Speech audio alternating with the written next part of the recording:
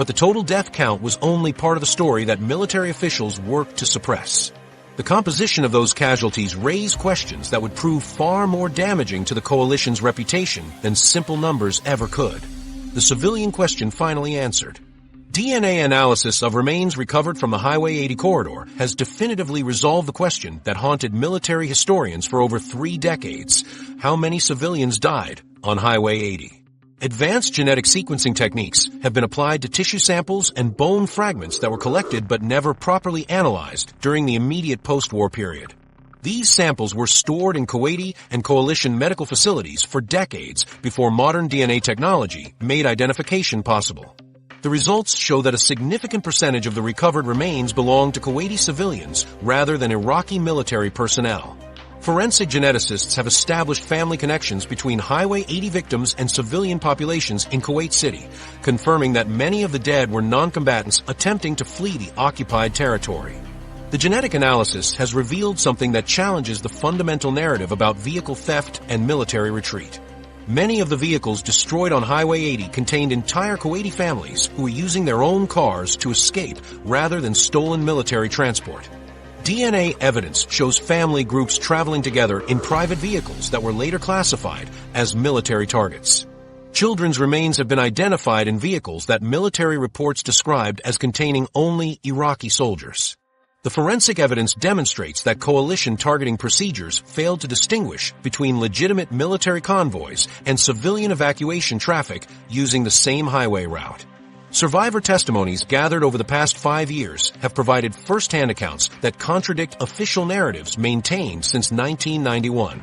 These witnesses include Kuwaiti civilians who survived the highway attack, coalition military personnel who observed civilian casualties, and Iraqi soldiers who witnessed non-combatant deaths during the retreat.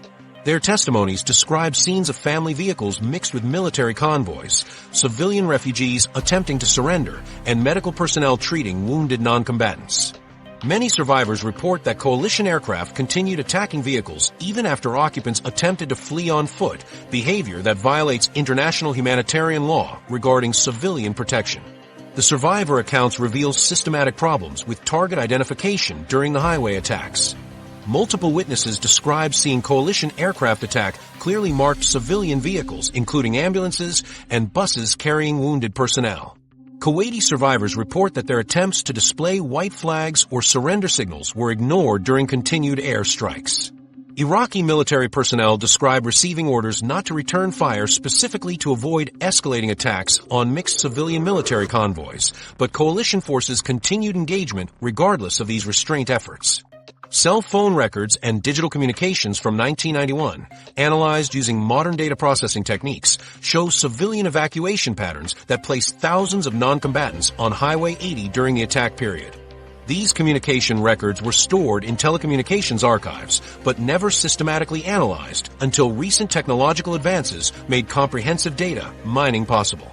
The digital evidence shows that Kuwaiti families were coordinating evacuation efforts through telephone networks, sharing information about safe routes and timing. The communication patterns demonstrate that Highway 80 was being used as a primary civilian evacuation route simultaneously with Iraqi military withdrawal operations. Evidence from Kuwaiti government archives sealed until 2019 has provided civilian casualty lists that were never shared with coalition forces or included in official post-war assessments. These archives contain detailed records of missing persons reports, family casualty notifications, and civilian death certificates that document non-combatant losses during the Highway 80 attack.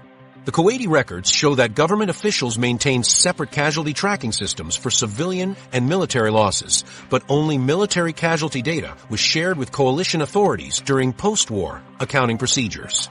The archive documents reveal that Kuwaiti medical facilities processed hundreds of civilian casualties from the Highway 80 area during the weeks following the attack. These medical records include treatment documentation for family groups, children, elderly civilians, and other non-combatants who were injured during the highway engagement.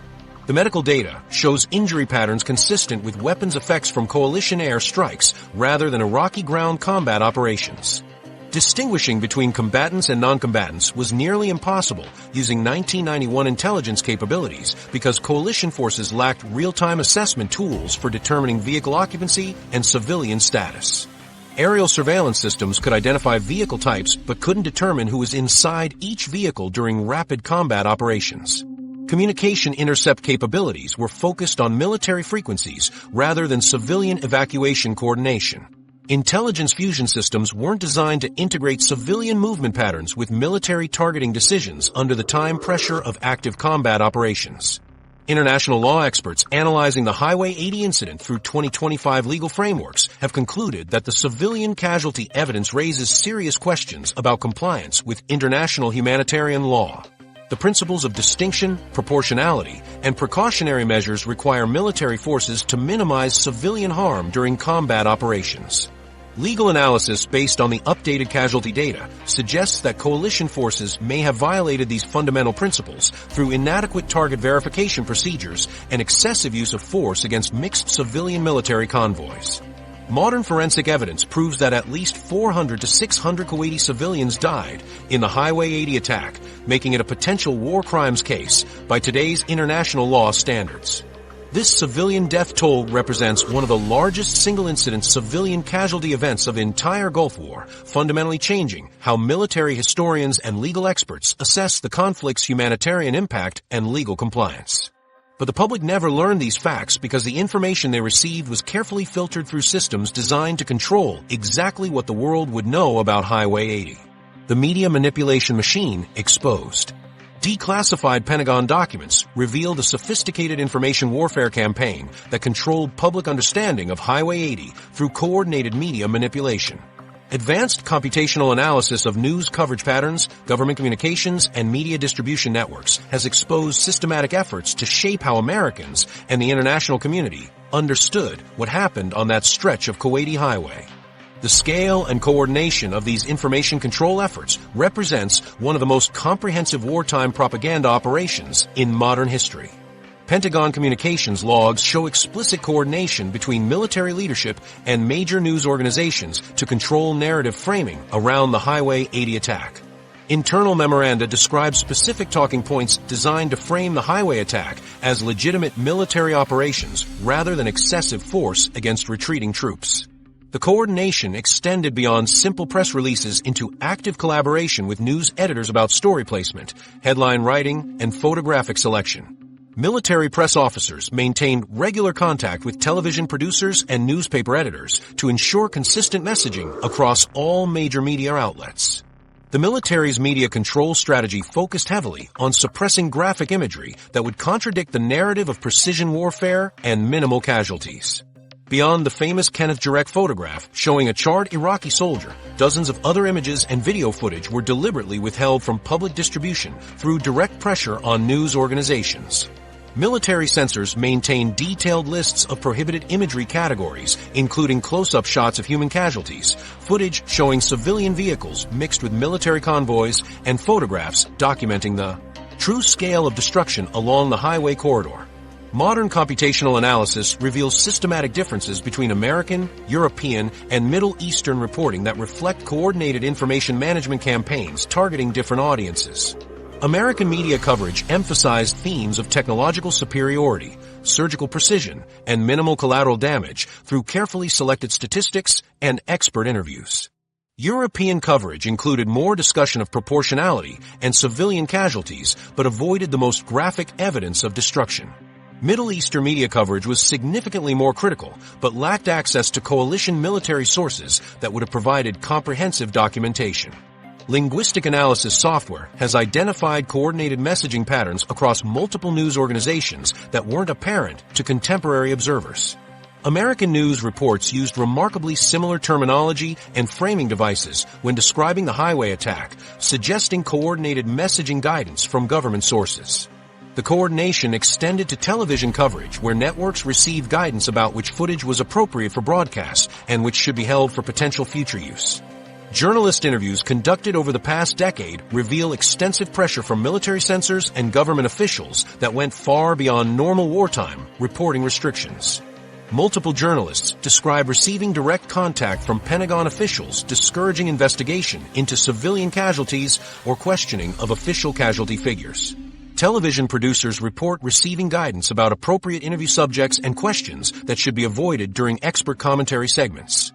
Print journalists describe editorial pressure from publishers who had received government communications about national security implications of certain aspects of Highway 80 coverage.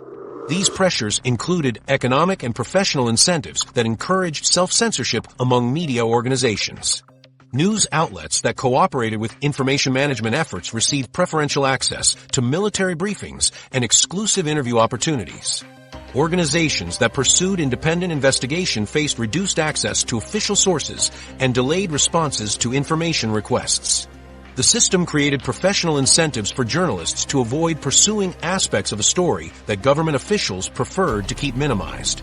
Pattern recognition software has identified synchronized timing of story releases, coordinated emphasis on specific themes, and systematic avoidance of certain topics across multiple news organizations. The coordination included international partners where allied governments receive guidance about preferred messaging approaches for their domestic media markets. The messaging coordination extended beyond news coverage into expert commentary, where military analysts and academic specialists received briefing materials that emphasized approved interpretations of events. Certain aspects of a Highway 80 story received disproportionate emphasis, while others were systematically buried through coordinated editorial decisions. Technical discussions of weapons effectiveness and military efficiency dominated coverage, while questions about civilian casualties and proportionality received minimal attention.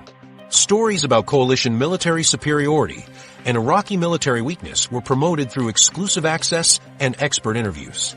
Investigations into targeting procedures and civilian presence were discouraged through delayed information release and reduced source cooperation.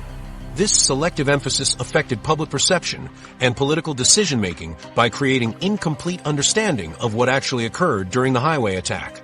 Public opinion polling from 1991 shows strong support for military operations based largely on information that subsequent analysis has proven incomplete or misleading. Congressional oversight of military operations was limited by the sanitized version of events that dominated media coverage.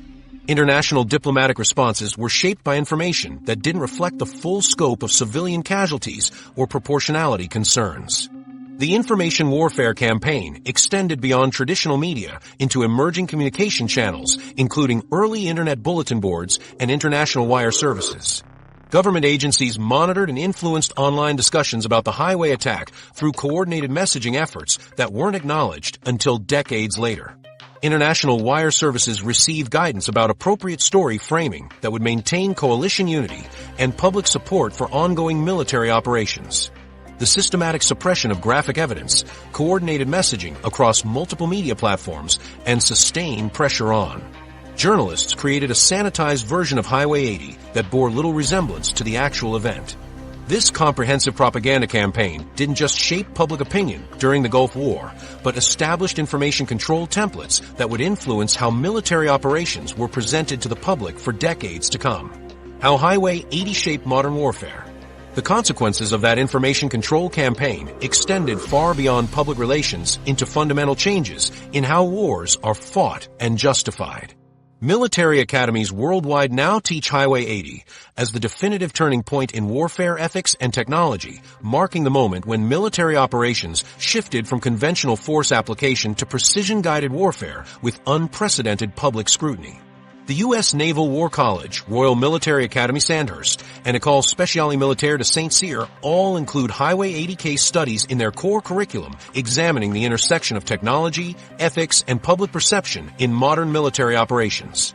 These institutions use the incident to demonstrate how technological capabilities can outpace ethical frameworks and legal structures, creating situations where military success generates strategic failure through unintended consequences.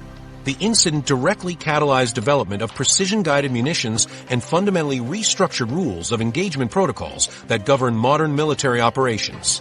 Prior to Highway 80, military planners focused primarily on target destruction without systematic consideration of proportionality or civilian presence. The controversy surrounding the highway attack prompted massive investment in laser-guided systems, GPS-guided munitions, and real-time intelligence integration that could provide commanders with detailed target assessment capabilities. Rules of engagement protocols were completely rewritten to require multiple verification steps, civilian casualty estimation, and proportionality analysis before weapons release authorization. The precision-guided munitions revolution that followed Highway 80 included development of variable yield warheads, programmable fusing systems, and guidance technologies that could distinguish between military and civilian targets. Military research priorities shifted toward weapons systems that could disable rather than destroy, allowing for more discriminate force application. The technological development cycle compressed from decades to years as military contractors competed to provide solutions for the tactical and ethical problems highlighted by the highway attack. Modern military doctrine specifically addresses ethical and strategic problems highlighted by the Highway 80 attack through comprehensive training programs and operational procedures. Contemporary military education includes extensive instruction on international humanitarian law, civilian protection principles, and proportionality calculations. Military planners must now complete detailed ethical impact assessments for major operations, considering long-term strategic consequences alongside immediate tactical objectives. Command structures include legal advisors and ethical review boards that evaluate targeting decisions before authorization. NATO targeting procedures underwent complete revision following Highway 80, establishing multilateral coordination mechanisms that prevent individual nations from conducting operations that could compromise alliance unity. The alliance developed standardized civilian casualty estimation methodologies, coordinated legal review processes, and shared intelligence requirements that ensure consistent application of humanitarian law principles. These procedures now govern all NATO operations and have been adopted by other international military coalitions conducting joint operations. The incident fundamentally altered military technology investment priorities for 3 decades, directing research funding toward systems that could provide enhanced discrimination capabilities and reduced collateral damage potential. Defense contractors shifted focus from maximum destruction weapons to precision systems with variable effects options. Intelligence technology development emphasized real-time assessment capabilities that could support rapid decision-making under combat conditions. Communication systems were upgraded to provide commanders with immediate legal and ethical consultation during time-sensitive operations. Contemporary military leaders recognize Highway 80 as simultaneously representing tactical success and strategic failure, achieving immediate military objectives while generating long-term political and diplomatic costs that continue affecting regional relationships. The operation successfully eliminated Iraqi military capabilities in Kuwait, but created propaganda tools that hostile actors have exploited for decades. Military commanders now receive training on managing the strategic implications of tactical decisions, understanding that operational success requires consideration of political, diplomatic, and information warfare consequences. The psychological impact on coalition forces participating in Highway 80 prompted comprehensive changes in military training and mental health support systems. Many participants experienced moral injury and post-traumatic stress related to the scale of destruction and uncertainty about civilian casualties. Military medical services expanded psychological support programs and developed new approaches to managing combat-related mental health issues. Training programs now include ethical decision-making scenarios and stress inoculation techniques designed to prepare personnel for morally complex situations. The incident fundamentally shaped public expectations for clean warfare and zero-casualty conflicts, creating demand for military precision that exceeds technological capabilities in many operational environments. Media coverage of Highway 80 established visual standards for acceptable warfare that subsequent conflicts cannot meet.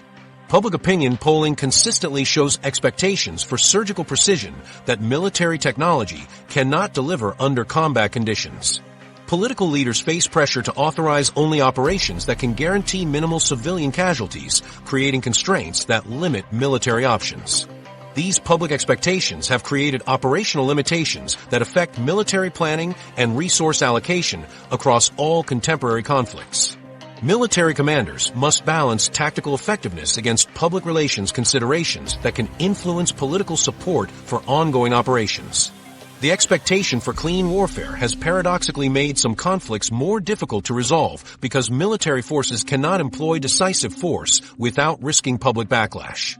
But the Highway 80 attack created consequences that extended far beyond changes in military doctrine and public expectations.